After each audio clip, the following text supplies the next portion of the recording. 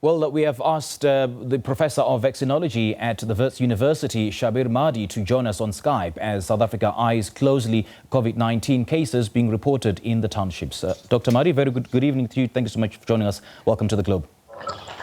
Thank you. Good evening to you. Now, on a daily basis, Dr. Madhi, we see and hear reports of people defying some of these lockdown regulations. But then in pragmatic terms, these regulations, are they really practical? Just earlier today, we ran a story of a family of 4 in Diepsloot living in a shack, in a 3-meter by 3-meter shack with no windows and no form of ventilation at all. I mean, do you think these kind of regulations are practical in that kind of setting? Look, there's the issue of practicality, and then there's the issue of what we actually need to do to be able to contain the spread of this virus. And the reality is that what the lockdown has been implemented, coupled with more aggressive testing and screening of individuals that exhibit sort of respiratory symptoms, is a one strategy which has been shown to be able to interrupt the transmission of the virus. So I do agree with you. It's complex to be able to implement a lockdown in our own type of setting because of the overcrowding and everything else that you've mentioned.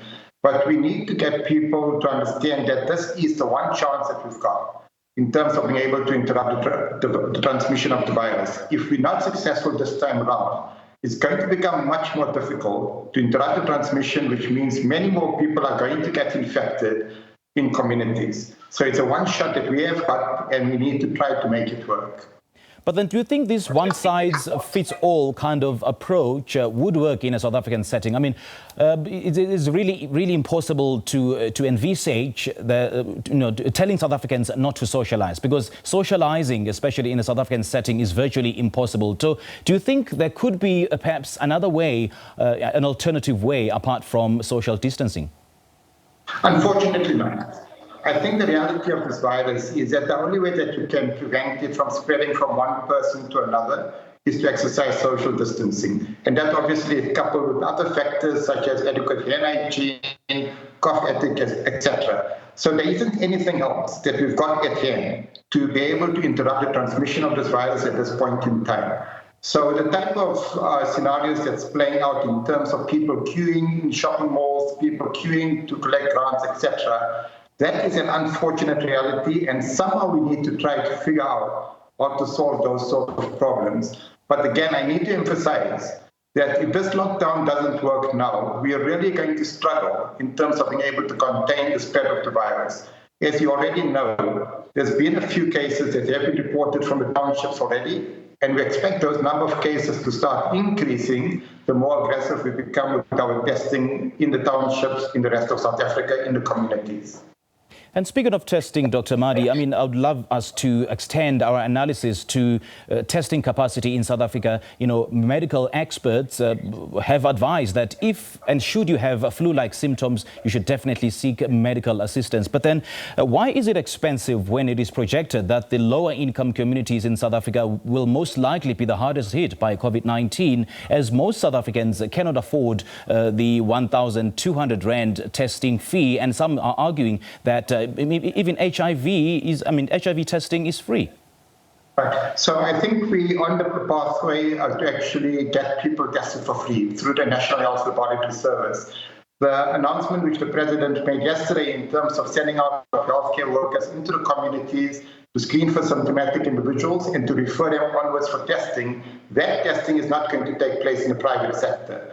That testing is going to take place in the public sector, and those samples are going to be sent to the National Health Laboratory Service, and that testing is going to be done at no cost to those individuals. So as soon as that program rolls out, and we're hoping for it to start rolling out or phasing throughout different places as soon as tomorrow, as soon as that starts phasing out or starts rolling out, that samples will be tested at no cost. So we're going to encourage people strongly that if they do exhibit signs of respiratory symptoms, cough, fever, as an example, they need to come forward for testing when the testing becomes available in the communities. Well, free testing could be another option as it'll get more people to know their status. But then shouldn't the testing centers be decentralized? Because I would imagine a person living in a township having to take 3 taxis to go to the nearest testing center. Exactly, and I think each of the provinces are actually working in terms of which facilities individuals would need to present themselves when they've been identified as having respiratory symptoms or where they can go on their own accord. So right now, there's very few centers that are offering it, but as part of the program which the President announced last night, as part of that program, we expect an increased number of testing facilities which are spread out throughout townships, hopefully including many of the clinics which are present within the townships itself. You know, as the compromised health system in South Africa becomes highly overwhelmed with COVID-19 cases, is it perhaps a fair observation, Dr. Madhi, to point out that some other issues or cases unrelated to COVID-19 may be neglected as hospital staff may decide to prioritize other cases? Okay, I think that's a really important point, and it's what I would call collateral damage, which we can't afford. As you correctly point out, there's a number of other health challenges faced in the country, including the treatment of HIV, including the treatment of tuberculosis as an example, or even pneumonia, which is unrelated to the SARS coronavirus too. So it's important that as we prepare for an upsurge in terms of the number of cases of COVID-19, that we don't neglect the importance of ensuring that people don't end up suffering more from other diseases for which we actually have the tools to prevent them from actually progressing to severe illness or even from dying. So that's a really important point, and I think all the healthcare facilities need to keep that in mind, that we're faced with one issue in terms of COVID-19, but there are other problems that we can't neglect in our planning to deal with COVID-19. You know, the country's health authorities and officials, led by Dr. Zweli Mkhize, the health minister, have been applauded for their swift action in their approach to COVID-19. But then overall, Professor Madhi, do you think that, how do you think South African approach to COVID-19 fares with the rest of the world? Right, so I think we've been reasonably active we've been reasonably proactive in terms of managing the situation. We tried to contain the spread from those that had imported it into the country, but that was always going to be a difficult task. And we weren't that successful now that community transmission has established itself. And it isn't a surprise because there's really no country that has been able to bring an end to the transmission of the virus by just focusing on individuals that traveled to affected countries. I think where we're really struggling at the moment is being able to scale up the testing of individuals that are symptomatic. And I'm not talking of individuals that have traveled. Now I'm talking of any individual that exhibits signs and symptoms of respiratory illness. Scaling up the testing and making that testing more accessible to those individuals is something that is demanded of us right now. So the National Health Laboratory Service, as an example, needs to be able to make these testing facilities available, needs to make it accessible to individuals so that we can identify those individuals in communities that are infected so they can be isolated, their contacts can be put into quarantine. And that is the only manner in which we're going to be able to interrupt the transmission of this virus in South Africa. If we fail at that, unfortunately, the situation that we face is that up to 1/3 of our population are likely to become infected. But that being said, we also need to realize that when 1/3 of the population becomes infected, it doesn't mean 1/3 are going to become severely ill.